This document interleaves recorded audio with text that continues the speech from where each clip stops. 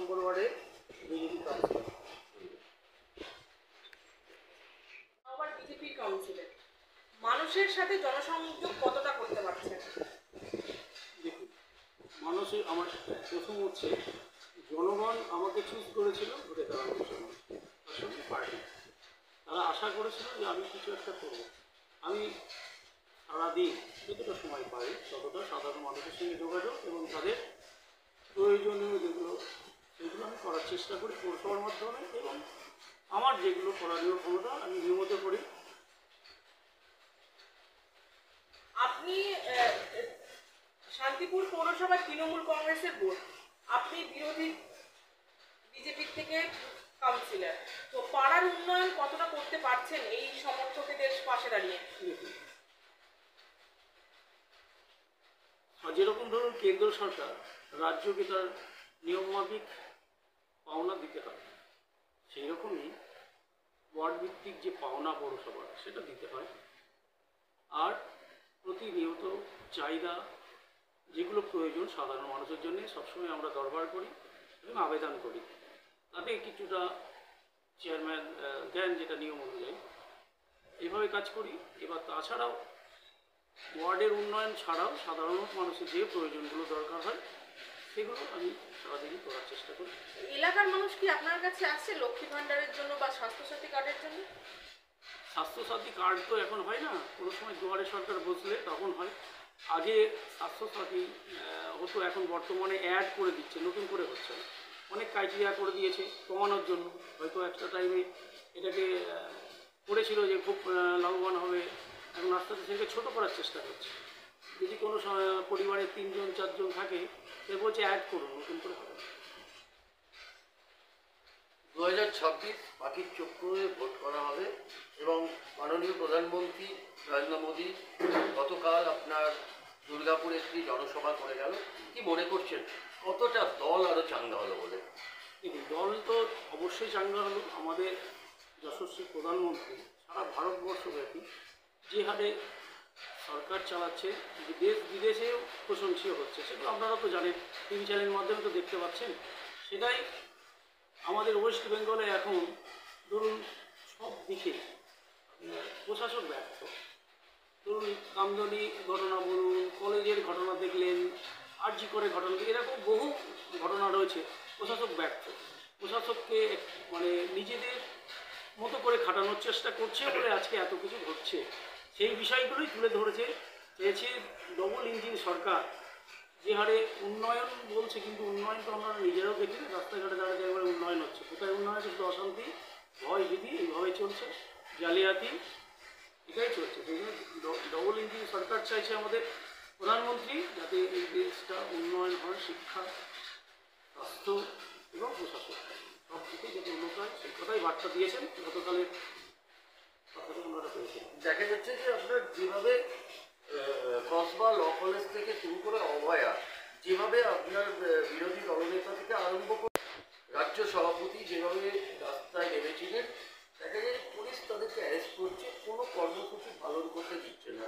কি মনে করছে এরা কি সত্যি বিচার পাবে? দেখুন, বিচার পাবে সেটা সাময়িক হয়তো পাচ্ছে না, নানা তথ্য লোপাট করে যাচ্ছে, সেইভাবে প্রশাসককেও সেইভাবে ব্যবহার করছে।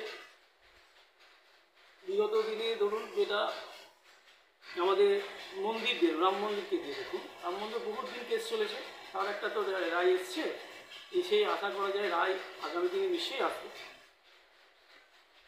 সরকার সাপোর্ট করছে, ক্রিমিনালদের সাপোর্ট করছে, তাই জন্য এত ডিলে হচ্ছে। যেভাবে শুভেন্দু অধিকারী একটা আওয়াজ তুলেছে যে হিন্দু হিন্দু ভাই ভাই 2024 বিজেপিকে চাই, অর্থাৎ বিজেপিকে ভোট দেওয়ার জন্য, সেখানে রাজ্য সভাপতি, বর্তমান রাজ্য সভাপতি প্রধানত শ্রমিক ভট্টাচার্য বলছেন যে হিন্দুও চাই, মুসলিমও চাই, আর মা কালীকেও চাই। তাহলে রাজনৈতিক সমীকরণ কী বলছে, আপনি কী মনে করছেন? দেখুন, দুজনাই কিন্তু সঠিক বলেছে, দুজনার দিকে প্রেক্ষাপটে ঠিক আছে। হিন্দু হিন্দু ভাই ভাই আমাদের শুভেন্দু বলেছেন, এবং আমাদের বর্তমান সভাপতি বলেছেন যে সকলকে চায়, পুরনোকে বাদ দিয়ে যাবে, যারা দেশের ভালো চায়, হিন্দি বলুন মুসলিম বলুন সবাইকে তারা প্রয়োজন উন্নয়নের খাতে চলতে গেলে, এই কারণে এই কথাগুলো বলেছেন। তাহলে কি মনে করছেন যে মানে সবাইকে নিয়ে সংঘবদ্ধভাবে পুরনো যারা বসে গেছে তাদেরকে নিয়ে সংঘবদ্ধভাবে কাজ করার একটা প্রয়াস চালাচ্ছে শ্রমিক ভট্টাচার্য? ঠিক বলেছেন।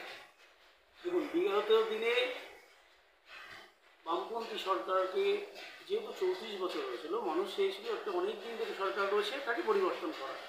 তাই জন্য সেই সময় তৃণমূল সরকারকে সরকার এনেছিল, যে আশায় এনেছিল সেই আশা মানুষের পূরণ হয়নি। এখন দেখুন, যেটুকু সরকার আজকে 15 বছর অতিক্রান্ত হতে চলেছে, তখন এখন দেখুন প্রশাসক আর ক্রিমিনালকে দিয়ে ওনাকে চালাতে হচ্ছে সরকার।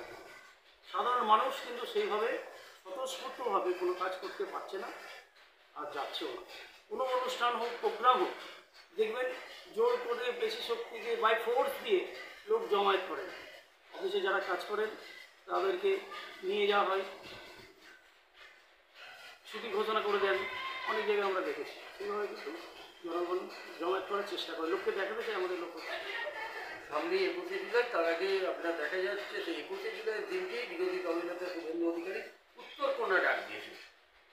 কি মনে করছেন আপনি কারণটা?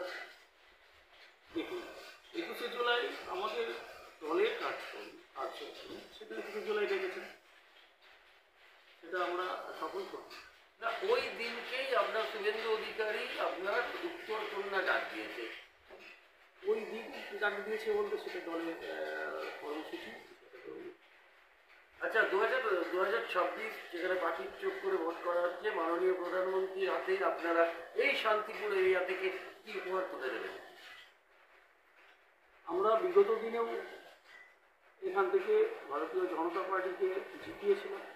একটা দলের মিসগাইডের জন্য আমাদের উপনির্বাচন হয়েছিল, এই উপনির্বাচনে আমরা পরাজিত হয়েছি। এবার 2026-এ আমরা বিপুল ভোটে ভারতীয় জনতা পার্টিকে জেতাবো বা জিতবে সাধারণ মানুষের মধ্যে, এই আওয়াজ অলরেডি উঠে আছে। আপনার এলাকার মানুষকে আপনি আপনার তরফ থেকে কি জানাবেন? আমি আমাদের এলাকার মানুষকে তরফ থেকে জানাবো যে আমাদের ভারতীয় জনতা পার্টির ছাতার তলায় যারা নেই তারা আসুন, আমরা সুশাসন দেব ভারতীয় জনতা পার্টির পক্ষ থেকে, আর সরকার আমরা গড়ার জন্য আমাদের আহ্বান জানাই। আচ্ছা, ওনারা টিএমসি নেতারা বলছেন হিন্দি বাংলা ভাষীর উপরে অত্যাচার হচ্ছে, এটা কি বলবেন? যেখানে যেখানে বিজেপির শাসন আছে বাংলা ভাষাভাষীর উপরে অত্যাচার হচ্ছে, বাংলাদেশি বলা হচ্ছে, এটা নিয়ে কি বলবেন? ওয়েস্ট বেঙ্গলের বাইরে কথা বলতে? হ্যাঁ হ্যাঁ, ওয়েস্ট বেঙ্গল দুটো নিয়ে। ওয়েস্ট বেঙ্গলে কোন বাইরে? ওয়েস্ট বেঙ্গলের বাইরে এরকম তো খুব একটা সংবাদ নেই। আগের দিনকে একটা সংবাদে দেখলাম, তো সেইভাবে একজন দুজন হয়তো বাংলাদেশি যারা আছে, বাংলায় কথা বলছে, তাদের হয়তো ইনকোয়ারির জন্যে পাঠাচ্ছে।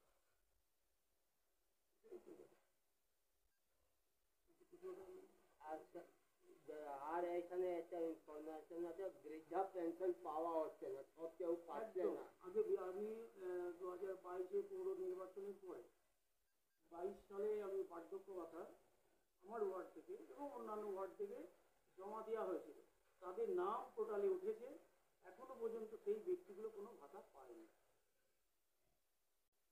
বার্ধক্য ভাতা।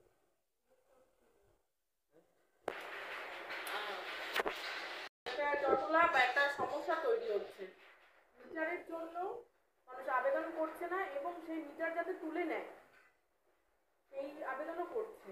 এই বিষয়টা যদি মানুষ একটু জানায়। মিটারটা শান্তিপুরে অল্প সংখ্যক চালু হয়েছিল, কিন্তু আমাদের বিরোধী দলনেতা শুভেন্দু অধিকারী এটা কিন্তু স্টপ করে দিয়েছে, সবাই জানে স্টপ হয়ে যাচ্ছে। আচ্ছা দাদা, আপনার ওয়ার্ডে টিটি হলে ভালো হতো।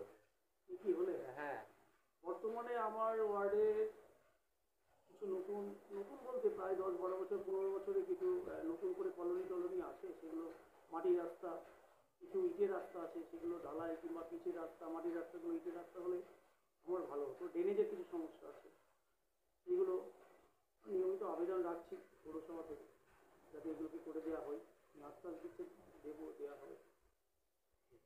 আপনি কি মনে করছেন, আপনি বিরোধী দলনেতার জন্যই কি এটা হচ্ছে, মানে বিরোধী দল করে জিতেছেন বলে কি সেই জন্যই কি আপনাকে বঞ্চিত করা হচ্ছে? বঞ্চিত বলতে